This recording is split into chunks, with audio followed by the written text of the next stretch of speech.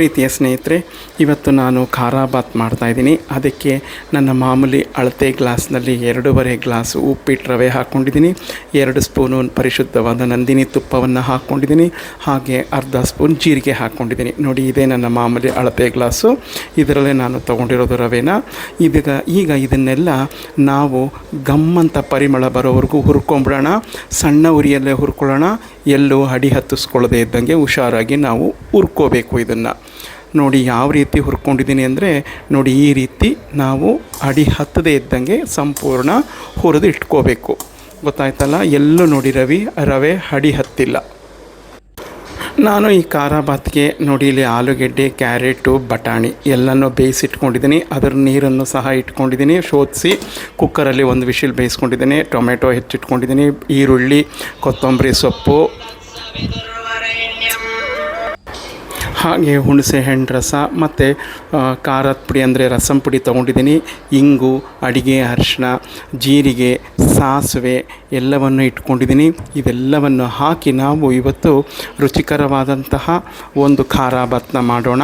ಬನ್ನಿ, ಮಾಡೋ ವಿಧಾನ ತೋರಿಸ್ತೀನಿ. ನಾನು ಖಾರ ಬಾತ್ ಮಾಡೋಕ್ಕೆ ಸ್ಟೀಲ್ ಪಾತ್ರೆನ ಇಟ್ಕೊಂಡಿದ್ದೀನಿ.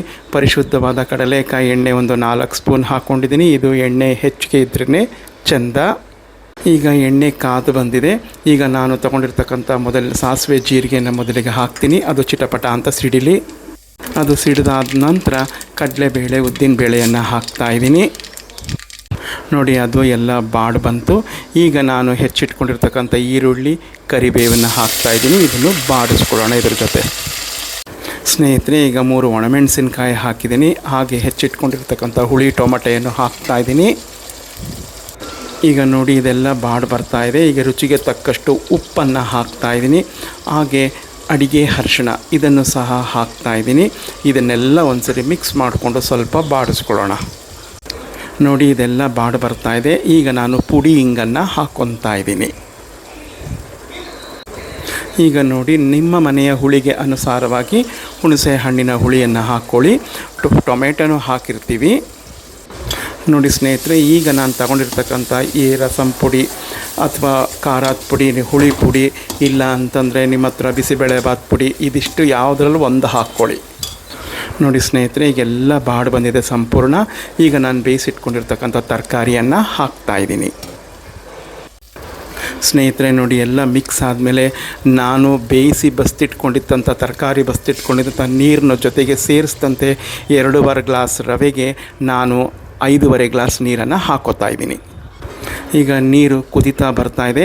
ಈ ಸಮಯದಲ್ಲಿ ನಾನು ಕೊತ್ತಂಬರಿ ಸೊಪ್ಪು ಹಾಕ್ತಾಯಿದ್ದೀನಿ. ಇಲ್ಲಿ ನಾನು ತೆಂಗಿನಕಾಯಿ ಉಪಯೋಗಿಸ್ತಿಲ್ಲ. ಈಗಲೇ ರುಚಿಗೆ ತಕ್ಕಷ್ಟು ಉಪ್ಪು ಸರಿ ಇದೆಯಾ ಅಂತ ನೋಡ್ಕೊಳ್ಳಿ. ನೋಡಿದ್ರಲ್ಲ ಸ್ನೇಹಿತರೆ, ಈಗಲೇ ನೀವು ಉಪ್ಪನ್ನ ರುಚಿಗೆ ತಕ್ಕಷ್ಟು ನೋಡ್ಕೊಂಬಿಟ್ರೆ, ಕಡಿಮೆ ಇದ್ದರೆ ಬೇಕಾದ್ರೆ ಹಾಕ್ಕೋಬೋದು. ಈಗ ನಾವು ಸ್ಟವನ್ನು ಕಡಿಮೆ ಮಾಡಿಕೊಂಡು ಹುರಿದಿಡ್ತಕ್ಕಂಥ ರವೆಯನ್ನು ಇದಕ್ಕೆ ಮಿಕ್ಸ್ ಮಾಡ್ಕೊಳ್ಳೋಣ. ನೋಡಿದ್ರಲ್ಲ ಸ್ನೇಹಿತರೆ, ಸ್ಟವ್ ಕಡಿಮೆನೇ ಇರಲಿ, ಇಲ್ಲಾಂದರೆ ಅದು ಸಿಡಿಯುತ್ತೆ. ಈ ಸ್ಟವ್ ಕಡಿಮೆ ಇಟ್ಕೊಂಡೇ ನಾವು ರವೆನ ಮಿಕ್ಸ್ ಮಾಡಿಕೊಂಡು ನಾವು ಹೀಗೆ ಮಾಡ್ಕೊಂಡಿದ್ದೆ ಆದರೆ ಗಂಟೆ ಎಲ್ಲೂ ಬರೋದಿಲ್ಲ. ತುಂಬ ಚೆನ್ನಾಗಿ ಖಾರ ಬಾತು ನಿಮಗೆ ಹೋಟೆಲ್ನ ಶೈಲಿಯಲ್ಲೇ ಬರುತ್ತೆ. ಬಹಳ ಅಚ್ಚುಕಟ್ಟಾಗಿರುತ್ತೆ. ಈಗ ನಾನೇನು ಮಾಡ್ತೀನಿ ಅಂತಂದರೆ ಸ್ಟವ್ನ ಆಫ್ ಮಾಡ್ತೀನಿ. ಸ್ಟವ್ನ ಆಫ್ ಮಾಡಿ ಒಂದು ತಟ್ಟೆಯನ್ನು ಮುಚ್ಚಿ ಪಾತ್ರೆಗೆ 1 ಚಂಬಲ್ಲಿ ನೀರನ್ನ ತುಂಬಿ ಅದನ್ನು ಇಟ್ಬಿಡ್ತೀನಿ 10 ನಿಮಿಷ.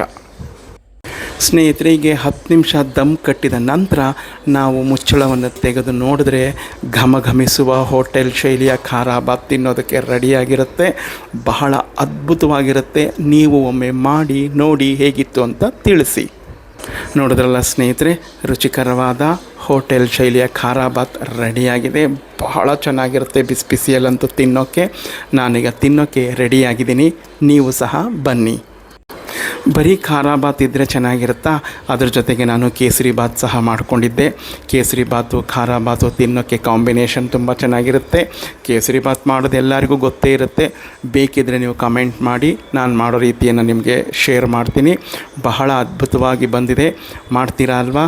ಹಾಗೆ ಹೆಚ್ಚಾಗಿ ನನ್ನ ವೀಡಿಯೋಗಳನ್ನ ನೋಡಿ, ಲೈಕ್ ಮಾಡಿ, ಶೇರ್ ಮಾಡಿ, ನನ್ನ ಚಾನಲ್ನ ಸಬ್ಸ್ಕ್ರೈಬ್ ಮಾಡಿಕೊಂಡು ನಿಮ್ಮ ಸಂಪೂರ್ಣ ಪ್ರೋತ್ಸಾಹ ಬೆಂಬಲವನ್ನು ನನಗೆ ಕೊಡಬೇಕು ಅಂತ ಕೇಳ್ಕೊತೀನಿ. ಮತ್ತೊಂದು ಆರೋಗ್ಯಕರವಾದ ಹಾಗೂ ಇಂಟರೆಸ್ಟಿಂಗ್ ವಿಡಿಯೋ ಒಂದಿಗೆ ಬರ್ತೀನಿ.